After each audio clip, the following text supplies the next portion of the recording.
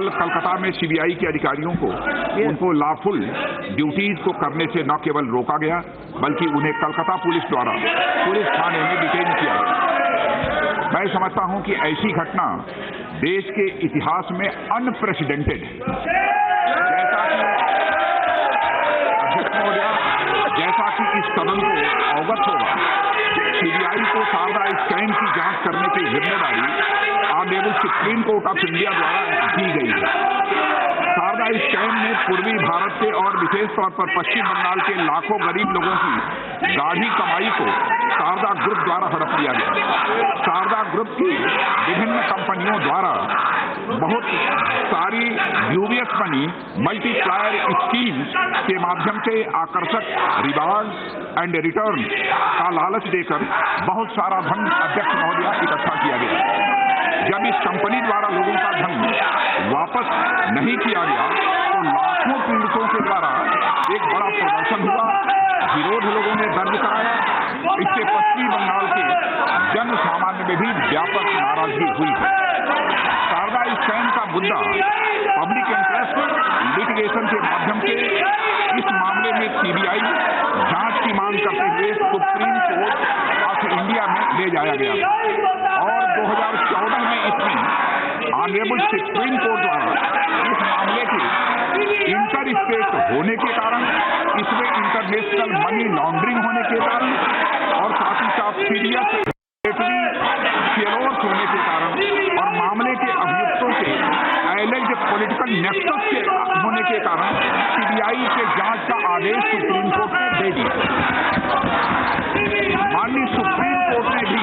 अपने आदेश में इस बात का अध्यक्ष महोदया उल्लेख किया है कि अब तक की गई जांच से इस मामले में कई राजनैतिक एवं प्रभावशाली व्यक्तियों के शामिल होने की बात का पता चला है, जो समाज में व्यापक क्राउड और अपना इन्फ्लुएंस रखते हैं। दिनांक 3 फरवरी 2019 को शाम 5:45 पर सीबीआई के अधिकारियों की एक टीम कोलकाता के पुलिस कमिश्नर के निवास पर इस स्कैम की जांच के सिलसिले में पूछताछ के लिए गई थी। इन अधिकारियों को पश्चिम बंगाल पुलिस द्वारा न केवल रोका गया बल्कि इन अधिकारियों को बलपूर्वक पुलिस थाने ले जाया गया। अध्यक्ष महोदया, ऐसा नहीं है कि सीबीआई टीम सीधे पुलिस कमिश्नर से पूछताछ के लिए चली गई थी। सीबीआई को मजबूरन ऐसा करना पड़ा क्योंकि पुलिस कमिश्नर जांच में सहयोग नहीं कर रहे थे और सीबीआई के द्वारा लगातार सम्मन किए जाने के बावजूद भी वह उपस्थित नहीं हो रहे थे। हालात इतने गंभीर हो गए कि हमें सीबीआई के अधिकारियों की सुरक्षा के लिए सीआरपीएफ की अध्यक्ष महोदया तैनाती करनी पड़ी है। अध्यक्ष महोदया, देश की लॉ इन्फोर्समेंट एजेंसी के भी ऐसा टकराव न केवल दुर्भाग्यपूर्ण है, अपितु यह देश के फेडरल और यह पॉलिटिकल सिस्टम के लिए एक गंभीर खतरा भी है। यदि लॉ इन्फोर्समेंट एजेंसी चाहे वह केंद्र सरकार की हो अथवा वह राज्य सरकारों की हो तो अपना विधिसम्मत कार्य करने से रोका जाएगा तो इससे घोर अव्यवस्था पैदा होगी और संविधान में उल्लिखित ड्यू प्रोसेस ऑफ लॉ का पालन भी इससे रुकेगा। संविधान में पुलिस और पब्लिक ऑर्डर यह राज्य के सब्जेक्ट है और हम केंद्र सरकार में इस संबंध में राज्यों के अधिकार का सम्मान भी करते हैं तथा संविधान में केंद्र सरकार को यह जिम्मेदारी सौंपी हुई है कि वह इस बात को सुनिश्चित करे कि देश का शासन संवैधानिक व्यवस्थाओं के अनुसार चलाया जाए। जहां तक इस सदन का प्रश्न है, अध्यक्ष महोदय,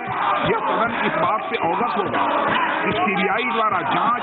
या तो राज्य सरकारों के जनरल अथवा स्पेशल कंसर्न के बाद अथवा हाईकोर्ट या सुप्रीम कोर्ट के आदेशों के बाद ही की जाती है। इस मामले में देश की हाईएस्ट कोर्ट ने सीबीआई को मामले की फेयर फ्रॉड को ध्यान में रखते हुए ही यह जांच का आदेश दिया था। मुझे यह बात कहने में कोई संकोच नहीं है अध्यक्ष महोदया कि कल जो भी घटनाएं हुई हैं वह एक तरीके से संवैधानिक व्यवस्थाओं के टूटने की ओर संकेत कर रही हैं। मैंने इस संबंध में पश्चिमी बंगाल के महामहिम राज्यपाल महोदय से भी चर्चा की है और राज्यपाल महोदय ने